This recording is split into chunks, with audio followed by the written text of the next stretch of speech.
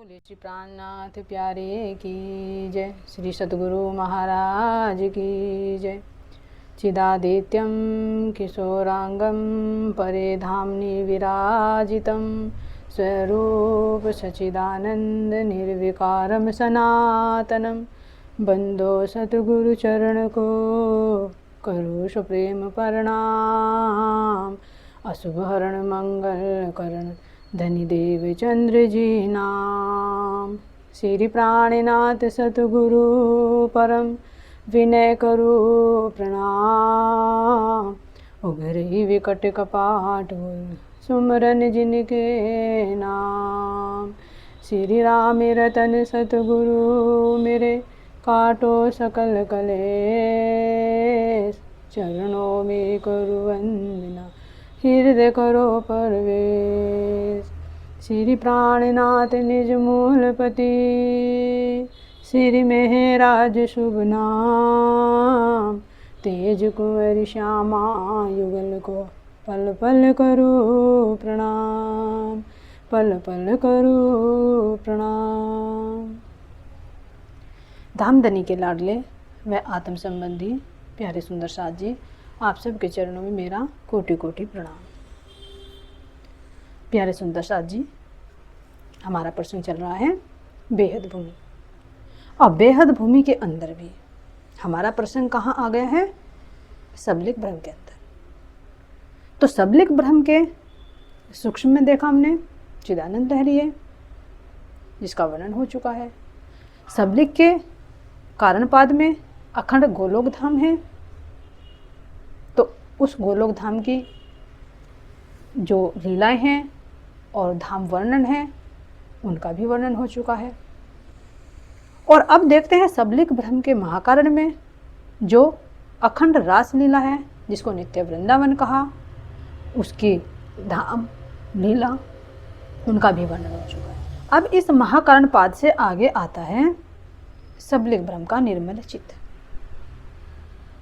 तब इस निर्मल चित्त के अंदर देखते हैं क्या वर्णन है इसका। तो ये जो सबलिक ब्रह्म का निर्मल चित्त है, ये सबलिक ब्रह्म का अपना धाम है। यहाँ पर सबलिक ब्रह्म अपनी लक्ष्मी जी के साथ में विराजमान रहते हैं और इनका कार्य क्या है? नश्वर ब्रह्मांड बनाने और मिटाने। तब इस सबलिक ब्रह्म को देखते हैं कि ये जो निर्मल चित्त है इसका मूल कहाँ पर है? तो इसका मूल है सत्य स्वरूप का जो निर्मल चित्त है। और सत्य स्वरूप के निर्मल चित्त का भी मूल है जो कूटस्थ अक्षर ब्रह्म परमधाम के अंदर ही है। तो परमधाम के अंदर जो अक्षरधाम है वहाँ पर भी अक्षर ब्रह्म अपनी लक्ष्मी जी के साथ में विराजमान है।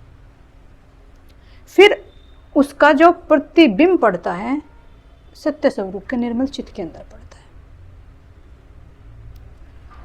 और सत्य स्वरूप के निर्मल चित्त का भी प्रतिबिंब सबलिक के इस निर्मल चित्त के अंदर है। इसीलिए से कूटस्थ अक्षर ब्रह्म का प्रतिबिंब का भी ये प्रतिबिंब है जिसको प्रतिभाषिक भी कहा जाता है। तो अब ये देखते हैं यहाँ पर लक्ष्मी जी का वर्णन आता है। तो लक्ष्मी जी के प्रसंग में देखते हैं कि जो महाविष्णु हैं उनके साथ में भी उनकी लक्ष्मी जी हैं। सतलोक के अंदर जो विष्णु भगवान हैं उनके साथ में भी उनकी लक्ष्मी है। और नीचे देखते हैं क्षीर सागर में जो शेषशायी विष्णु भगवान हैं उनके साथ में भी लक्ष्मी है। तो लक्ष्मी क्या है? लक्ष्मी का मतलब है इन सब रूपों की अपनी ऐश्वर्य, इनकी अपनी महिमा, जिसको लक्ष्मी के नाम से संबोधित किया गया है। तो यहाँ पर ये सबलिक ब्रह्म अपनी लक्ष्मी जी के साथ में विराजमान है। तो ये सबलिक ब्रह्म जो परमधाम में अक्षर ब्रह्म है ये उसका प्रतिबिंब है। और जो इसी से ऊपर केवल धाम आता है वो परमधाम के रंग महल का प्रतिबिंब है। उनकी प्रतिबिंबित यानी उनकी लीला का आभास यहाँ पर होता रहता है। जो आनंदमय लीला रंग महल के अंदर है उसका आभास तो केवल धाम के अंदर होता है। और जो अक्षर ब्रह्म है उनके अंदर जो बालोचित लीलाएं होती हैं उनका प्रतिबिंब का भी प्रतिबिंब इस सबलिक ब्रह्म के अंदर पड़ता है। तो हूबहू जैसे परमधाम के अंदर है ऐसा ही यहाँ पर है, इस केवल धाम के अंदर और इस सबलिक धाम के अंदर। दोनों के जो बीच की दूरी है कितनी बताई, वो 9 लाख कोष की दूरी है। जिस तरह से परमधाम में रंग महल और अक्षरधाम के बीच में, इसी तरह से 4.5 लाख कोष की दूरी पे जमुना जी प्रवाहित होती है और रंग महल से भी 4.5 कोष की दूरी पे जमुना जी है। इसी तरह से केवल धाम और इस सबलिक धाम के बीच में जमुना जी प्रवाहित होती है। इनके बीच में भी 9 लाख कोष की दूरी है।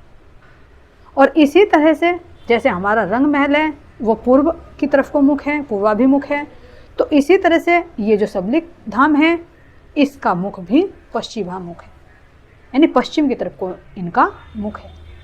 और इनके सामने भी 7 वन है और केवल धाम के सामने भी 7 वनों का वर्णन है।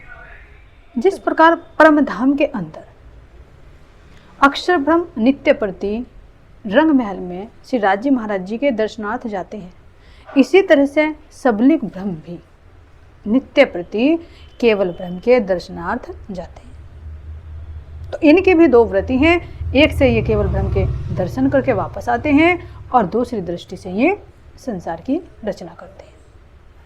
तो इनके पलक झपकने मात्र से ही करोड़ों ब्रह्मांड बन जाते हैं और मिट जाते हैं। क्यों? क्योंकि इनके बाल स्वभाविक लीला है। जो चौपाई में भी महाराज जी कह रहे हैं कि भगवान जी खेले बाल चरित्र, आप अपनी इच्छा से प्रकृत, कोटि ब्रह्मांड नजरों में आवे, पल में देख के छिन में उड़ावे। तो ये जो वृत्ति है कि कोटि ब्रह्मांडों को नजर में लेते ही पल में देख के छिन में ला कर देते हैं, तो ये किसकी वृत्ति है? ये है सबलिक ब्रह्म के इसी निर्मल चित्त की। जब परम धाम के अंदर कूटस्थ अक्षर ब्रह्म है, उसकी लीला नहीं है सृष्टि बनाने की, वो तो एक मूल रूप में है, कुटस्थ है, उसमें कोई परिवर्तन नहीं होता। लेकिन हाँ, वो इस सबलिक को फोर्स जरूर देता है। जिस तरह से हम अपने अंदर देखें कि हमारे अंदर हमारा ये चित्त है, तो जो चित्त रूप में जो जीव है, तो जीव स्वतः कोई क्रिया नहीं करता। जो इसके अंदर 10 प्राणवायु है, वे 10 प्राणवायु इस शरीर से मिलकर कार्य करती है। तो तभी जीव को भूख लगती है, प्यास लगती है, गर्मी लगती है, सर्दी लगती है। लेकिन अगर ये इससे लगटे तो जीव को ना तो भूख लगती, ना प्यास लगती, ना गर्मी सर्दी का एहसास है। अपने मूल रूप में वो निर्मल है। और दूसरे दृष्टि से देखते हैं कि ये जो सबलिक ब्रह्म है, ये इस सौपनिक ब्रह्मांड को बनाते हैं और मिटाते हैं। तो अब देखते हैं कि सौपन में भी जो जाता है तो कौन सा जाता है? हमारा मन जाता है। जैसे मान लीजिए अगर हम सो गए तो सोने में निद्रा किसको आएगी? हमारा मन और बुद्धि को ही तो विश्राम मिलेगा। लेकिन जो जीव है वो तो अपनी स्थिति में रहेगा, जीव को निद्रा नहीं आती। शरीर को, मन को निद्रा आती है, जो बुद्धि उसमें इन्वॉल्व हो जाती है। तो जब सपना बनता है तो सपने में मन की कल्पना शुरू हो जाती है। तो इसी तरह से जो कूटस्थ अक्षर ब्रह्म है वो तो अपने मूल में कूटस्थ हैं, लेकिन जो सौपनिक ब्रह्मांड बनाते और मिटाते हैं तो वे किससे बनाते हैं? अपने इस सबलिक ब्रह्म से बनाते हैं। और सबलिक ब्रह्म फिर अव्यकृत में आता है और अव्यकृत से फिर अनेकों करोड़ों ब्रह्मांड बनते हैं और मिटते हैं। तो अब देखना है कि ये सबलिक ब्रह्म कितनी देर में ब्रह्मांड बनाते हैं। जो महाराज जी कह रहे हैं कि एक तीर खींच के छोड़िया, 3 बिंधाई कई पात, 100 पात सब एक ही चोटे, पाव पल में बेंधात। इतनी देर में, कितनी देर में? जो महाराज जी कह रहे हैं कि अगर बहुत सारे पत्तों को एक जगह बांध दिया जाए और उन पत्तों को एक तीर से छेद दिया जाए तो एक पत्ते से दूसरे पत्ते में जाने में कितना समय लगता है? इतने समय में ये अक्षर ब्रह्म का जो सबलिक वृत्ति है करोड़ों ब्रह्मांड बना देती है और मिटा देती है, अपने में वो लय कर लेती है। तो इतनी देर के लिए कहा है कि अक्षर ब्रह्म को ये सौंपना है। नहीं तो अक्षर ब्रह्म तो अपने मूल स्वरूप में जागृत हैं, उनको निद्रा नहीं आ सकती। लेकिन जैसे ही इन नश्वर ब्रह्मांडों पर दृष्टि पड़ती है तो ये ब्रह्मांड बनकर खड़ा हो जाता है, और जैसे ही दृष्टि हटती है तो ये ब्रह्मांड लय हो जाता है। तो इसलिए कह रहे हैं कि इनके नेत्र भ्रमण से ही करोड़ों ब्रह्मांड बन जाते हैं और मिट जाते हैं। तो इसी एक नेत्र भ्रमण से ही ये सौपनिक ब्रह्मांड बनकर खड़ा हुआ, जिसको आज हम देख रहे हैं। तो ऐसे ही ब्रह्मांड बनते हैं, मिटते हैं, कोई अलग से ब्रह्मांड नहीं है। तो इसीलिए कह रहे हैं कि जो अक्षर ब्रह्म की इस सबल वृत्ति से जो ब्रह्मांड बनते हैं, तो उसके अंदर करोड़ों ब्रह्मांड है, तो करोड़ों ही महाविष्णु होते हैं, करोड़ों ही उसके अंदर ब्रह्मा विष्णु महेश होते हैं। करोड़ों संख्या भी एक दी गई है, नहीं तो अनंत है।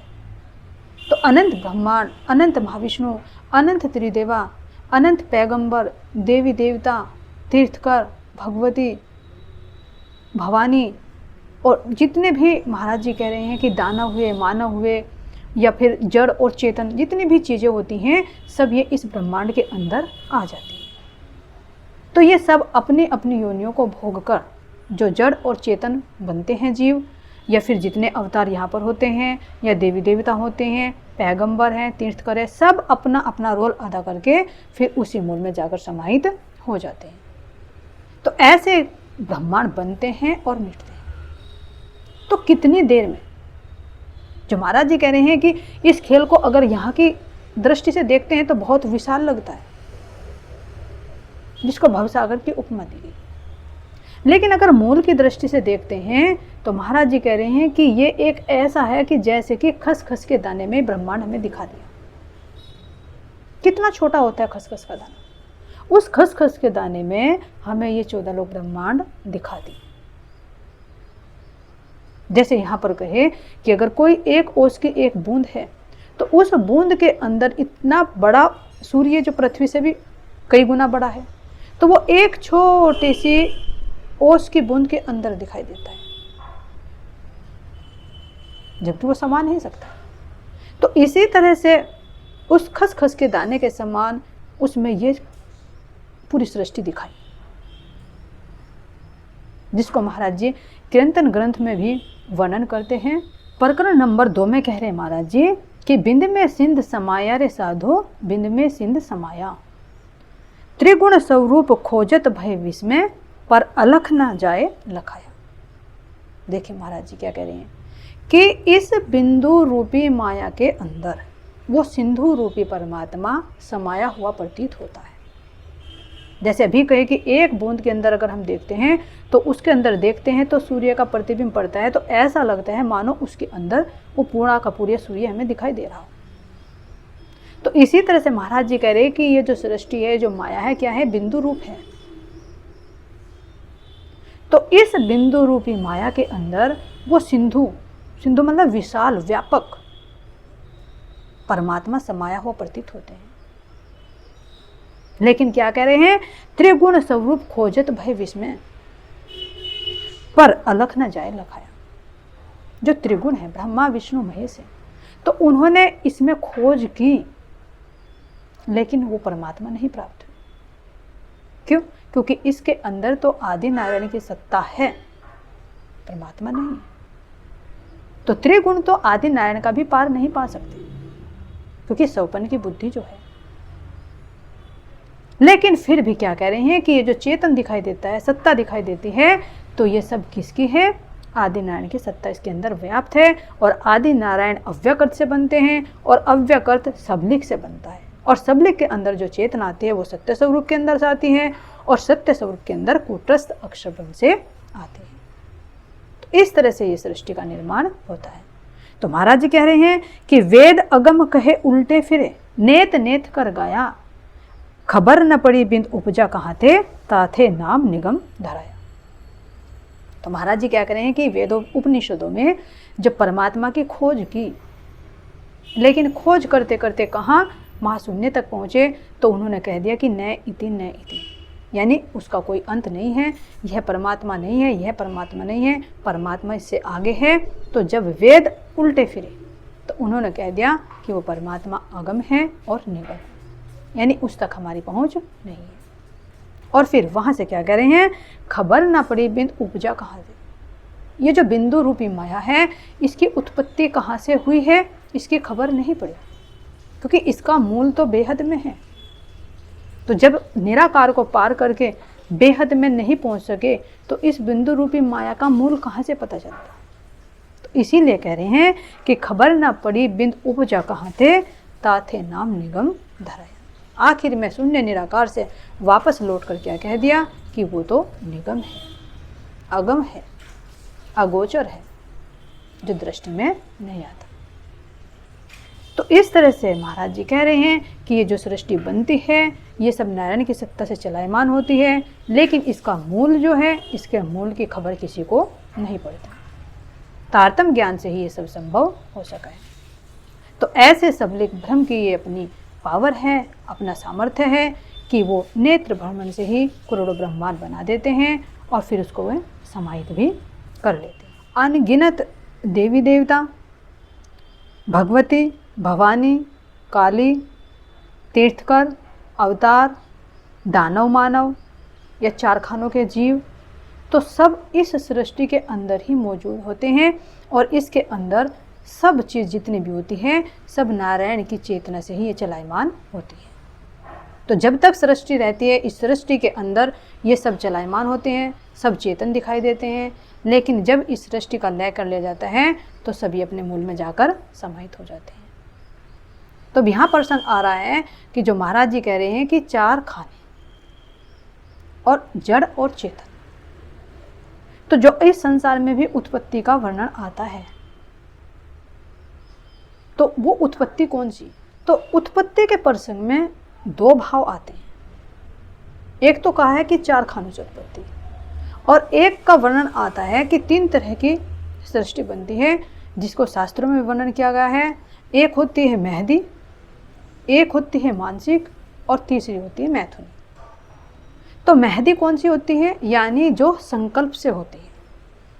जैसे आदि नारायण ने संकल्प किया कि अहम एकम बहुश्यामि, मैं एक हूँ, एक से अनेक हो जाऊँ, तो उनके अंदर से जो शेषाई विष्णु भगवान प्रकट हुए हैं और उनके संकल्प से त्रिदेवा प्रकट हुए हैं, ब्रह्मा विष्णु महेश। तो ये सब किस में आते हैं, मेहदी सृष्टि के अंदर आते हैं, यानी जो संकल्प से बनती है। अब उससे दूसरे नंबर की देखते हैं कौन सी आती है, मानसिक सृष्टि। तो मानसिक सृष्टि यानी जो मन से विचार किया जाए और वो सृष्टि सामने हो जाए। तो उस मानसिक सृष्टि के अंदर कौन से आते हैं, जैसे ब्रह्मा जी ने जब सृष्टि बनाई तो पहले मानसिक उत्पत्ति की। तो मानसिक उत्पत्ति से क्या है, जो उनके नारद जी हैं वे उनके मन से उत्पन्न हुए हैं, और जो 10 ऋषि हुए हैं, पुलत्स्य है, अंगिरा है, ये 10 ऋषि हैं, ये भी मन से उत्पन्न हुए हैं। और जो 4 पुत्रों का वर्णन आता है कि जो जनलोक के अंदर ब्रह्मा जी के 4 पुत्र हैं, सनक, सनंदन, सनातन और सनत कुमार। तो ये क्या है, 4 मानसिक पुत्र हैं। तो सृष्टि का संचालन करने के लिए सर्वप्रथम ब्रह्मा जी ने अपने मन से उत्पत्ति की, जिसको कहा गया है मानसिक उत्पत्ति। तो जो नारद जी हैं, सनकादिक हैं, ये क्या कौन सी उत्पत्ति में आते हैं, मानसिक। और तीसरी आती है मैथुनी। तो मैथुनी सृष्टि किस में आती है, सामान्य जीवों के अंदर आती है। तो ब्रह्मा जी से ही उत्पत्ति हुई है। जब ब्रह्मा जी ने शत्रुपा और मनु को बनाया तो उनसे ही ये मैथुनी सृष्टि बनती है। तो अब इस सृष्टि से बाद में क्या देखते हैं, जो मैथुनी सृष्टि है, इसके 2 तरह की उत्पत्ति होती है, जिसको कहा है अस्थावर और जंगम। अस्थावर को क्या कहते हैं, जड़ भी कहते हैं, और जंगम को चेतन, यानी जड़ और चेतन, चाहे कहे अस्थावर और जंगम। यानी अस्थावर वे होते हैं जो स्थिर रहने वाले हैं, जैसे पेड़ पौधे हैं, और जंगम वे होते हैं जो चलते फिरते हैं, जैसे पशु हुए, मनुष्य हुआ। तो इस मैथुनी सृष्टि में से 2 तरह की उत्पत्ति हुई, जिसको जड़ और चेतन या अस्थावर या जंगम कहा गया है। तब अस्थावर और जंगम के अंदर इनकी जो उत्पत्ति होती है वो कितने तरह से होती है, 4 तरह से होती है। तो ये 4 तरह की उत्पत्ति कहाँ होती है, ये इसी धरती पर होती है। तो 4 तरह में कौन सी आती है, एक हुई अंडज, पिंडज, स्वेदज और उद्भिज।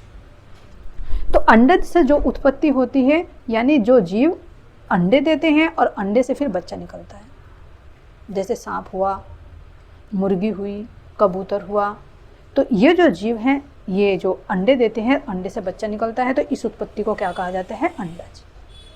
और दूसरी आती है पिंडज, यानी जो पिंड से पिंड की उत्पत्ति होती है, जैसे जानवर हुआ, जानवर में बकरी हुई, गाय हुई या इंसान हुआ, तो इनमें क्या होती है?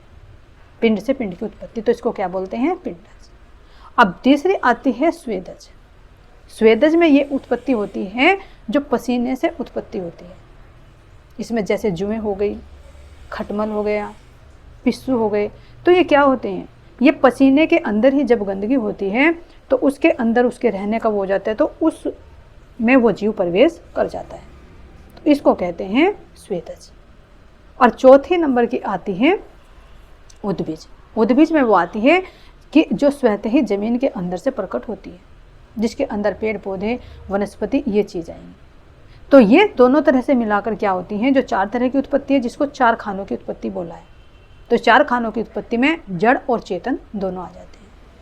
तो इस तरह से इस सृष्टि के अंदर जितनी भी चीज़ें होती हैं, जड़ हैं, चेतन हैं, या जितने भी यहाँ पर देवी देवता हैं, जितने भी पैगंबर आए हैं, सब अपने अपनी लीला करते हैं, अपनी अपनी आयु को भोगते हैं, और फिर वे जाकर उसी मूल में, नारायण के साथ में मूल में समाहित हो जाते हैं।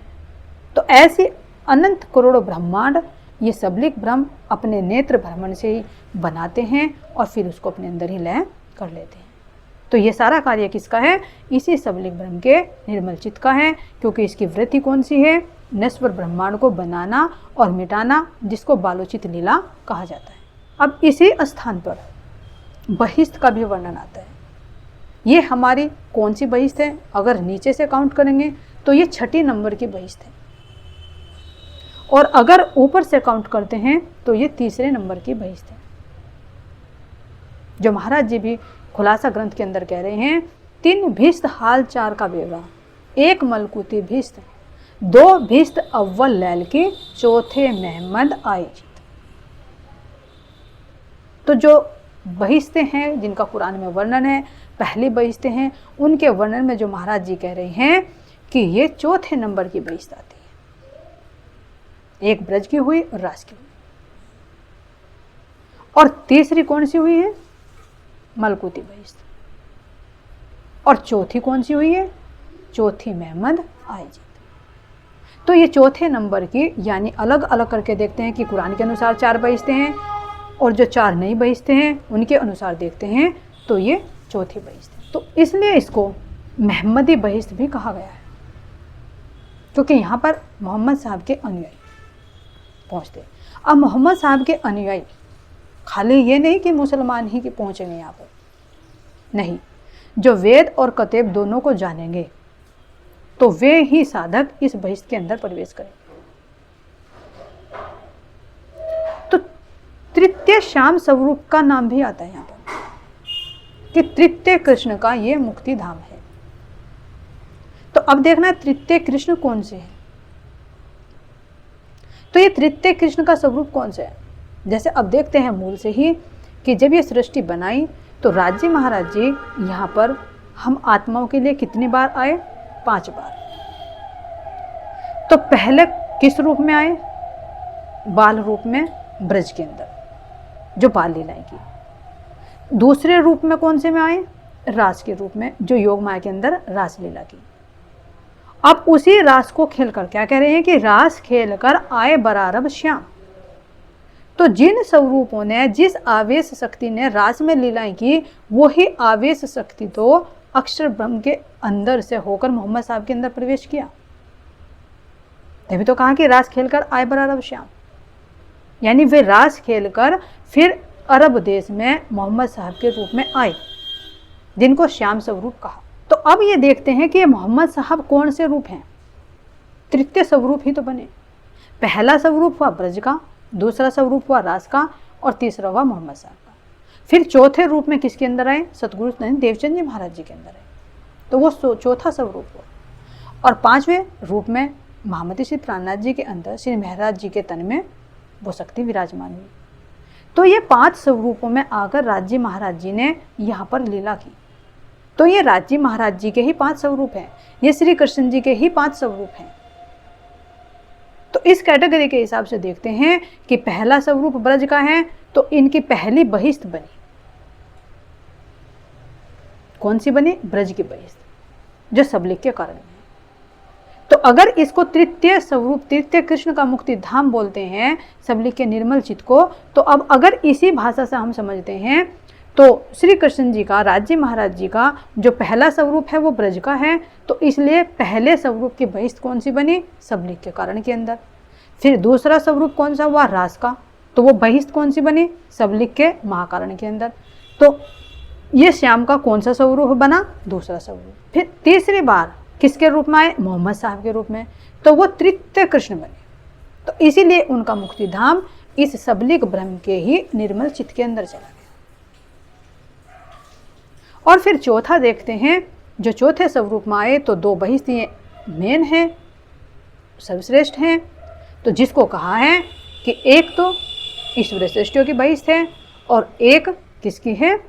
महामती श्री प्राणनाथ जी की, जो सत्य स्वरूप के निर्मल चित्त के अंदर है। तो ये 5 स्वरूपों की 5 बहिष्ठें हुई हैं। तो इसीलिए इसको क्या कहा है? महम्मदी बहिष्ठ भी कहा है। तो ये महम्मदी बहिष्ठ उसके यही पहुंचेंगे जो मोहम्मद साहब, मोहम्मद का मतलब होता है जो परमात्मा द्वारा प्रशंसित हो। कोई यही नहीं कि मुस्लिम का चोला है जो वही मोहम्मद है, यानी जो भी परमात्मा के द्वारा प्रशंसित आत्मा है और उस आत्मा ने जितने रूप धारण किए हैं वो तीनों ही मोहम्मद है। इसलिए मोहम्मद की 3 सूरतें कही है, बसरी, मलकी और हक्की। बसरी में कौन से आए? मोहम्मद साहब आए। मलकी में कौन से आए? सतगुरु धनदेवचंद जी महाराज जी आए। और हक्की में महामती श्री प्राणनाथ जी आए। तो मोहम्मद की ही तो 3 सूरतें हैं। तो इसलिए जो वेद और कतेबों की दोनों की वास्तविकता को समझेगा और समझकर परमात्मा की इन 5 लीलाओं का अनुभव करेगा और शरीयत का पालन करेगा, तो फिर कहां पर पहुंचेंगे? इसी बहिष्ठ के अंदर पहुंचेंगे। तो इसलिए ये क्या है?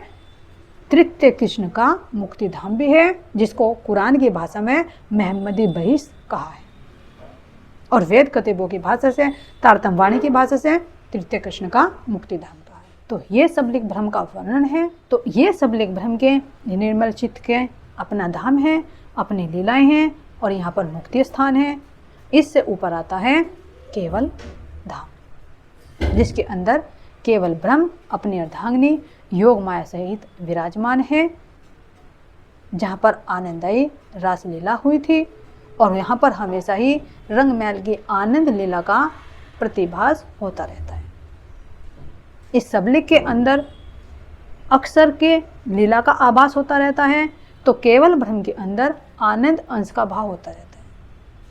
इसीलिए केवल ब्रह्म को आनंद अंश कहा है और सबलिक ब्रह्म को चिद अंश कहा है। बोले श्री प्राणनाथ प्यारे की जय, श्री सतगुरु महाराज की जय। प्रणाम जी।